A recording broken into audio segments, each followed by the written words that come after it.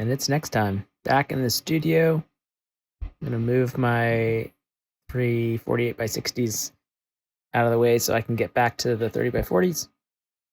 Last time I laid down this black acrylic layer, now I'm going to come through with blues and purples, creating sort of a gradient as the vegetation moves towards the background, from foreground to background. Still using acrylic, but I think this is the last acrylic layer.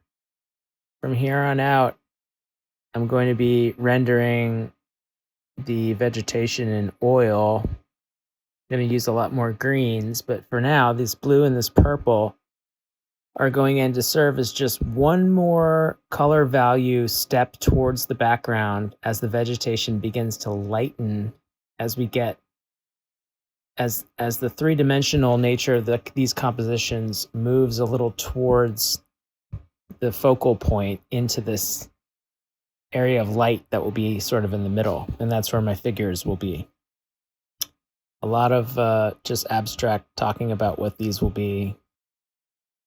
But that's sort of part of the fun, to see like what happens. And I don't even know exactly what's going on yet, except for a few sort of mission elements like the abstract backgrounds, the color washes, the vegetation, and the idea that I'm going to make a series with figures that are in this sort of surrealist representational style. Going back to representation like I did last year up here in Brooklyn. And again, I'll add more water and paint these lighter shadowy pieces of vegetation towards the middle of the canvas. So my blues and purples are thick over the black, but as I get into the middle of the canvas, I'll add a little more water and start painting these faded leaves and faded palmettos, the idea being that light is touching them out there beyond this shadowy frame around my focal point where the subject will be. So this black to cool, and then finally when I'm starting to paint in oil, you'll start to see a lot more greens, but these are all underlayers to sort of like capture the just insane complexity of, it's almost tropical jungle vegetation.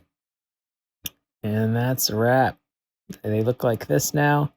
I've got 6 of them, and that should be it for the acrylic layers. Next time I make a video, I'll be using oil paint over these.